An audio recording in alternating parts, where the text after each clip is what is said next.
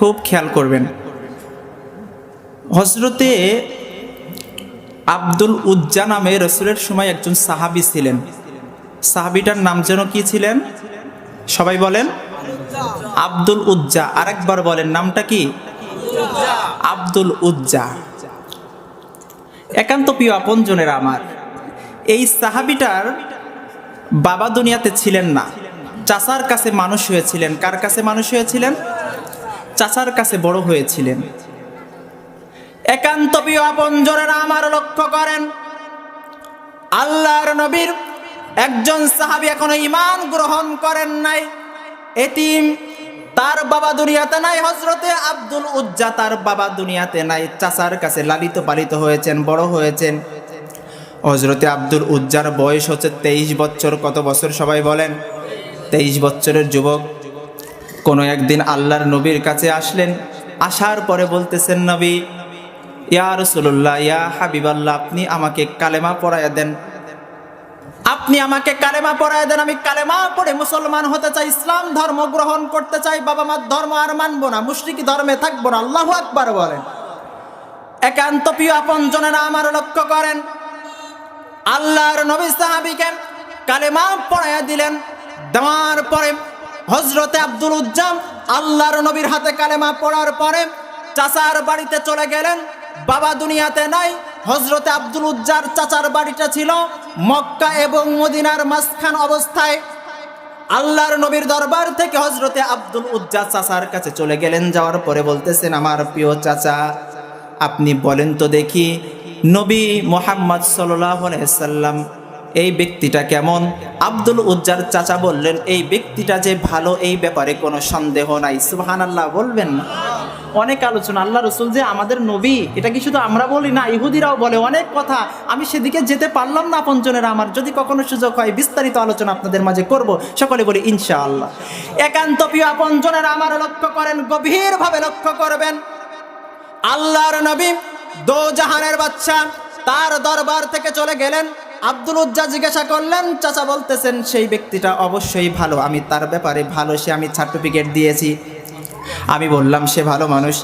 একান্ত প্রিয় আপনজনেরা আমার, আব্দুল উজ্জার চাচার কাছে আব্দুল উজ্জা এই ঘটনাটা শোনার পরে, আল্লাহ রসুলের ব্যাপারে এই মন্তব্য শোনার পরে আব্দুল উজ্জা বললেন, চাচা শুনে রাখো, আমি সেই নবীর হাতে কালেমা পড়ে অলরেডি মুসলমান হয়ে গিয়েছি। সুবহানাল্লাহ বলেন। দুঃখের ব্যাপারে চাচা ছিল মুশরিক। চাচাটা কি ছিল? মুশরিক ছিল। চাচা আব্দুল উজ্জাকে বলল, আব্দুল উজ্জা, তোমার বাবা নাই, জন্মের পরে তোমার বাবা মারা গেছে, তুমি আমার বাড়িতে লালিত পালিত হয়েছ, আমার বাড়িতে বড় হয়েছ। শুনে রাখো, যদি এটাই তোমার শেষ বক্তব্য হয়, তাহলে আমার প্রত্যেকটা সম্পদ থেকে তোমাকে মাইনাস করব, তুমি আমার সম্পদ ভোগ করতে পারবা না। এখনই আমার বাড়ি থেকে তোমার নবীর দরবারে চলে যেতে হবে। আব্দুল উজ্জা যুবক মানুষ, 23 বছরের যুবক, তিনি বললেন, আমার চাচা, আমার সম্পদের দরকার নাই, আমি নবীর দরবারে যেতে চাই, কারণ সম্পদের চাইতে আমার ঈমান অনেক দামি। সুবহানাল্লাহ বলেন। একান্ত প্রিয় আপনজনেরা আমার, লক্ষ্য করেন, কোনো সম্পদ নিলেন না। হযরতে আব্দুল উজ্জা চাচার বাড়িতে থেকে আবার রসুলের দরবারের দিকে হাঁটা দিচ্ছেন। ইতিমধ্যে আব্দুল উজ্জার চাচা দূর থেকে ডাক দিলেন, এই আব্দুল উজ্জা, শোনো, এখন রাত অনেক হয়েছে, আমি জানি শীতের রাত, তখন ছিল শীতকাল, শীতের রাতে অনেক রাত হয়েছে, তোমার গায়ে আমার দেওয়া চাদর আছে, আমার দেওয়া সোয়েটার আছে, আমার দেওয়া প্যান্ট তোমার গায়ে আছে। আমি চাচা হয়ে তোমাকে বললাম, যদিও তুমি ঈমান এনেছো নবীর প্রতি, আমার বাপদাদার ধর্মকে তুমি কলঙ্কিত করেছো, তাহলে আমার দেওয়া তোমার গায়ের পোশাক খুলে দাও। 23 বছরের টকবগে যুবক, আপনার আর কোনো দিক নির্দেশনা, আর কোনো দিক খুঁজে না পেয়ে চাচার সামনে আল্লাহকে সাক্ষী রেখে শরীরের সব পোশাক খুলে দিলেন। 23 বছরের যুবক অর্ধ উলঙ্গ ন্যাংটা হয়ে গেলেন। কোনো রকমভাবে লজ্জা স্থানটা ধরে ওই দরবার থেকে, চাচার বাড়ি থেকে আপনার মায়ের কাছে চলে গেলেন। বুড়ি মা ছিল বাড়িতে। শীতের রাতে দৌড়াইতে মায়ের কাছে যে বলল, আমার মা, ও আমার মা, আমি নবী কুল সম্রাট, দো জাহানের বাদশা, সরকার দো আলম, নবীর হাতে হাত দিয়ে কালেমা পড়ে মুসলমান হয়েছি। এই অপরাধ আমার চাচা আমাকে তার সম্পদ থেকে বঞ্চিত করেছে, তার সম্পদ আমাকে দেয় নাই, এমনকি আমার গায়ে যেই পোশাকটা ছিল ছিল সেই পোশাকটা পর্যন্ত খুলে নিয়েছে। ও আমার মা, আমি তোমার কাছে বলতে চাই, তোমার বাড়ি কি কোনো কম্বল বা কোনো চাদর আছে নাকি? মা খুশি হয়ে গেলেন, যদিও সন্তান ঈমান এনেছে। একান্ত প্রিয় আপনজনেরা আমার, একান্ত প্রিয় আপনজনেরা আমার, গভীরভাবে লক্ষ্য করবেন সাহাবীরা যুগে যুগে আর কালে কালে ঈমান আনার জন্য কতটা ত্যাগ তিতিক্ষা তারা করেছে, কতটা সংগ্রাম মুজাহাদা তারা করেছে। একান্ত প্রিয় আপনজনেরা আমার, লক্ষ্য করেন আব্দুল উজ্জার চাচা যখন বাড়ি থেকে বের করে দিল, আব্দুল উজ্জা মায়ের কাছে চলে গেল। মা ঘরের ভিতর থেকে ছিঁড়া একটা কম্বল বের করে দিল আব্দুল উজ্জার কাছে। কম্বলটা গায়ে দেওয়া যায় না, কোনো রকম লজ্জা স্থানটা ঢেকে আব্দুল উজ্জা রসুলের দরবারে চলে আসলেন। গভীর রাত, লক্ষ্য করে দেখেন আমার নবী দো জাহানের বাদশাহ, আমার নবী তাহাজ্জুদের নামাজে দাঁড়িয়ে গিয়েছেন। আব্দুল উজ্জা গভীর রাতে শীতের দিনে থরথর করে কাঁপতেছেন, গায়ে কোনো কাপড় নাই। মা যেই ছিঁড়া কম্বলটা দিয়েছিলেন, শুধুমাত্র লজ্জা স্থানটা ঢাকা যায়। লজ্জা স্থানটা ঢেকে আব্দুল উজ্জা রসুলের পেছনে দাঁড়িয়ে পানি ছেড়ে ফেলে কাঁদতেছেন। আব্দুল উজ্জাও কান্না করতেছেন।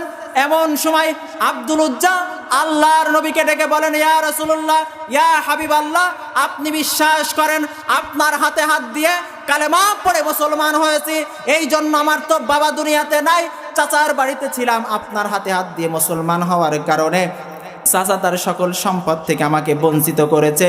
আল্লাহর নবী বিশ্বাস করেন, আল্লাহকে সাক্ষী রেখে বলি, বর্তমানে আমার কাছে এই এক টুকরা কম্বল আর আপনার দেওয়া চাদর ছাড়া আল্লাহর জমিনে আমার কাছে আর কোনো সম্পদ নাই।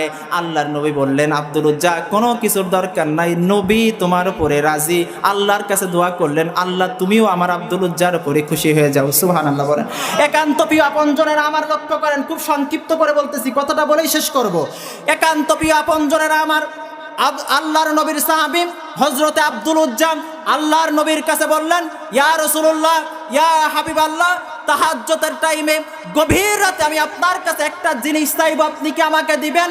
আল্লাহর নবী বললেন, আমার সাহাবী আব্দুল উজ্জা বলো, আমার সাধ্যের ভিতরে থাকলে, এমন কোনো সম্পদ নাই তোমার দিব না যদি আমার সাধ্যের ভিতরে থাকে। লক্ষ্য করেন আপনজনেরা আমার, আল্লাহর নবী বললেন, কি চাও?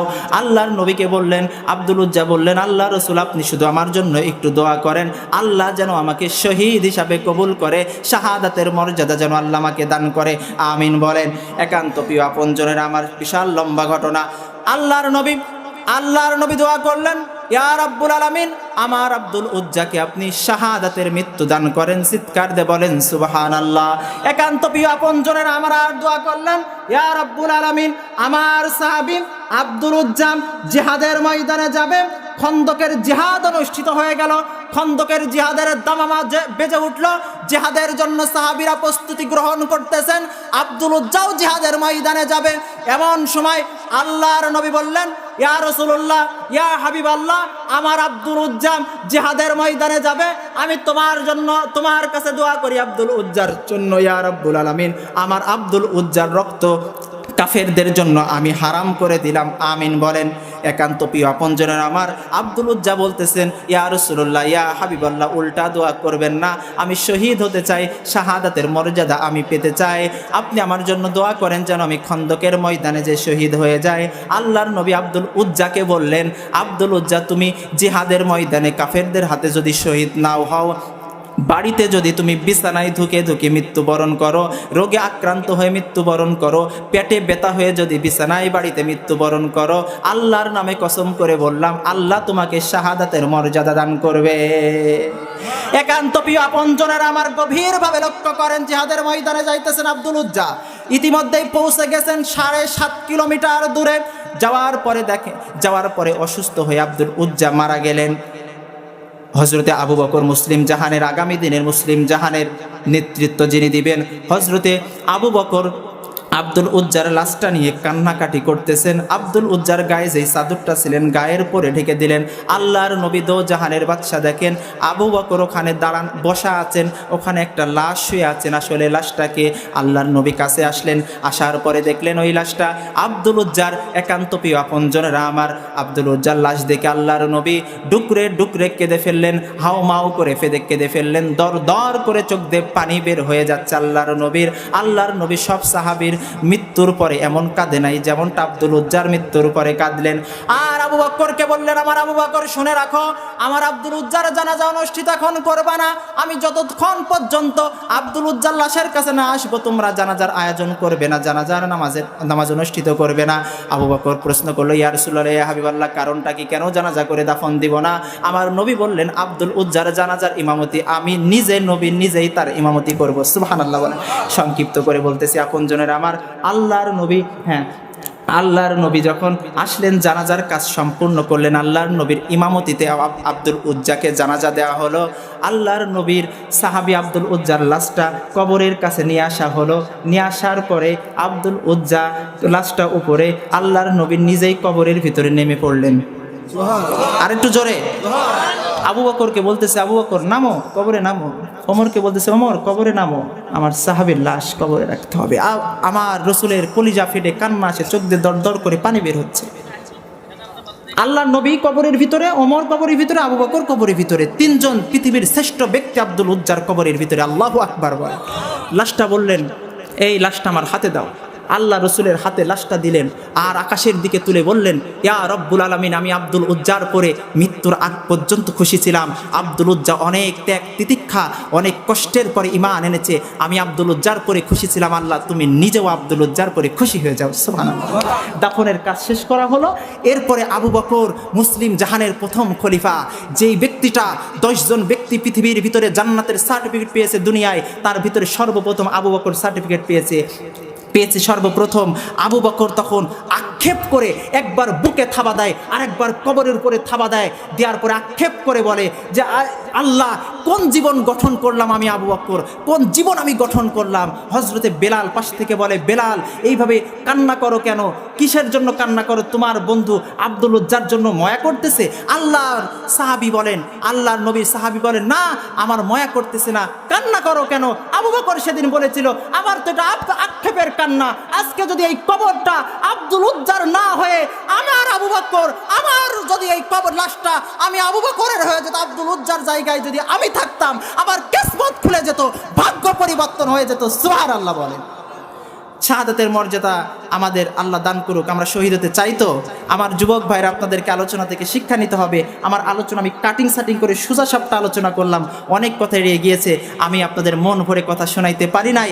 আমি জানি না আপনারা কষ্ট পেয়েছেন কিনা, কষ্টের কোনো কারণ নাই, আমাদের উপরে কষ্ট পাবেন না, ভুল ভ্রান্তি ক্ষমা করে দিবেন, আমাদের জন্য দোয়া করবেন। একান্ত প্রিয় আপনজনের আমার, শেষ বেলায় আমি আপনাদের মাঝে আরেকটা কথা বলে রেখে যেতে চাই, সেটা হচ্ছে আমরা বিগত দিনে মানবরচিত আইনের বিষাক্ত ছোবলে আমাদেরকে কুরে কুরে খেয়েছিল, ঠিক কিনা বলেন? কথা বলেন না কেন? আমরা আর কোনো মানবরচিত আইন দেখতে চাই না। যে কোনো মূল্যে সৎলোকের শাসন আর আল্লাহর আইন এই জমিনে প্রতিষ্ঠিত করার জন্য জান এবং মাল দিয়ে আপনাদেরকে লড়ে যেতে হবে। রাজি আছেন তো ইনশাআল্লাহ? আসেন, এই কথা শেষ বলেই আমার যুবকদের জন্য দোয়া করে, তরুণদের জন্য দোয়া করে, মা বোনদের জন্য দোয়া করে আমি এখানেই শেষ করতেছি। সবার জন্য, হ্যাঁ সবার জন্য, আমার পরিচালক, আমার হুজুর, সবার জন্য দোয়া করে। আমার শিমুল, আমার পারভেজ ভাই না শিমুল ভাই, আর একজন আমার সাথে খুব বেশি যোগাযোগ করতেছিল, আমার নাম মনে নাই, আমার ভাই, সবার জন্য আমি দোয়া করে এই মাহফিলের সফলতা কামনা করে এখানেই শেষ করলাম। যদি আর কোনো দিন আপনাদের মাঝে আসি, এখান থেকে আরেকটু আলোচনা করে আপনাদেরকে শোনাবো ইনশাআল্লাহ। আসসালামু আলাইকুম।